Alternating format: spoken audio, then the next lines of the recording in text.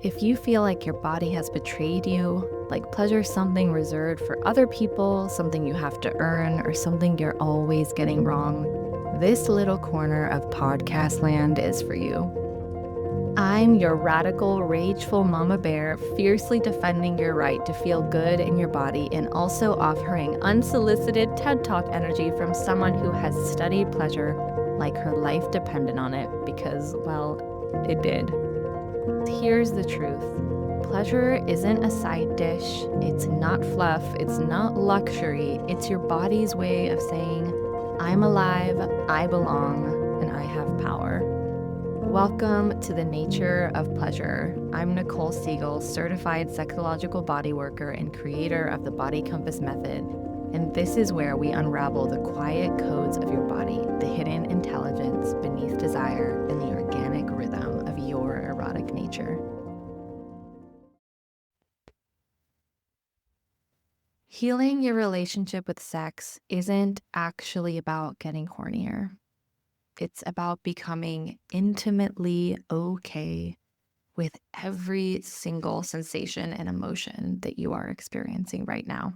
A little wisdom nugget that I share with my clients that often really floors them is that your capacity for being with pain is probably going to mirror your capacity for being with pleasure, meaning that both of those things have a limit. They have a roof. There is a limit to the capacity that you have for really experiencing both the pleasure and the pain of your life. If you are someone that tends to have this chronic nervous system response of disassociating from your emotions, you are likely also someone that shies away from pleasure too. This little nugget is something that I often go into when I have people coming in to see me that are having trouble orgasming. The reason why is that if we think about your window of tolerance, which is a phrase that Daniel Siegel coined, a neuropsychiatrist, and has a bunch of really awesome books out there. If we think about your window of tolerance, which is essentially the amount of stimulation that your system can process and metabolize at any given time before you go into collapse or overwhelm or disassociation. And we all have this window where we can really be in our experience before our system kind of freaks out. So that window of tolerance, let's say it's like if we were to create a metaphor for it, let's say it's like a salad bowl. If pleasure and orgasm necessitate more sensation than you can hold in that salad bowl, then the work that we need to do is actually to very gently and slowly stretch that container so that it can be bigger and it can eventually include pleasure and orgasm. And the way that we can do that is by creating doable experiences for you to really feel the sensations of your life and not move away from them. Everything, the fear, the sadness, the pleasure, the happiness, the grief, and really feeling them in your body, not as a cognitive exercise, but really letting you feel the sensations of all those things, the tightening of the throat, the rumbling in the belly, the tingling in the hands, everything. So as we create experiences where you can sit with your emotions more and more and more, that's when you can actually heal your relationship with sex. Sex is an intensely intimate experience, and so the depth of sensation is going to go so far, far, far down. So when we tone our systems to be more and more okay with what is happening right now, that's when we can heal more and more our relationship with sex, which is why I say that healing your relationship with sex is not actually about getting hornier or finding the right stimulation or anything like that. It is about becoming intimately okay with everything that you are experiencing right now in this very moment.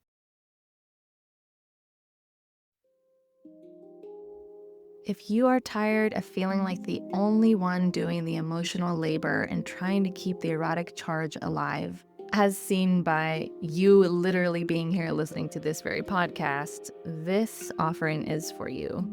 Reset Your Erotic Rhythm is my course for couples who want their desire back, real touch, real intimacy, real connection, No more dead bedroom despair. No more, let's just do it and get it over with. Let me teach your partner the body's language so you don't have to. Links in the notes. Go light the match. I had a client once that had a pretty robust history of body trauma. So they had learned to disassociate from their experience and also to not report it. So to not be telling others how they felt and not to be too self-indulgent with sharing their experience of their life. And so when they would come into session and I would ask, what's going on in your body right now? This was a journey for them to feel like it was safe to talk about their experience. And so as they had more and more examples of being able to do that in session where they were really going deep into how they were feeling right then, they started to de-shame this part of themselves and really feel more and more free to come into community and come into intimacy with sharing what they were experiencing at the moment.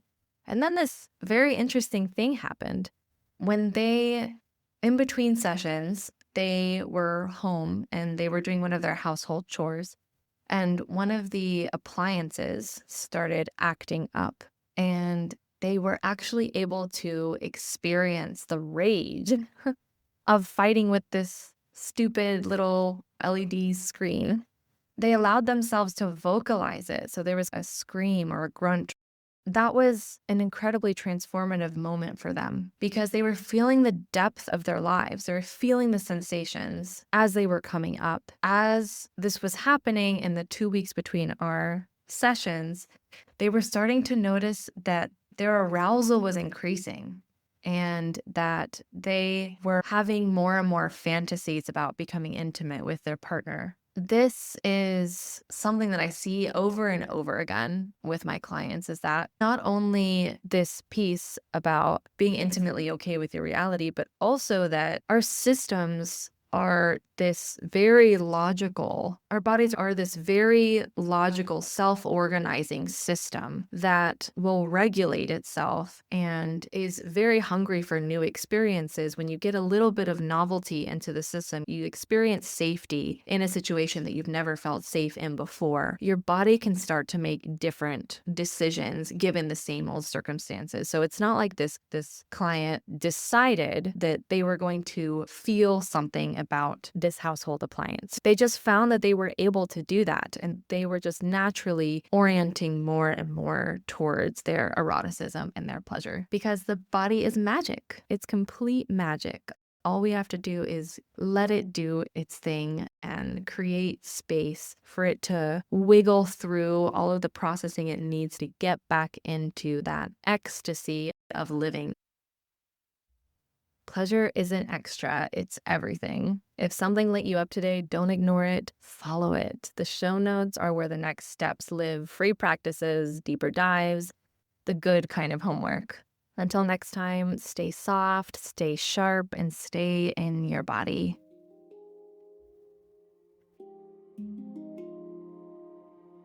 Your body's already listening. Go give it something to chew on. Grab the free video series, link in the show notes.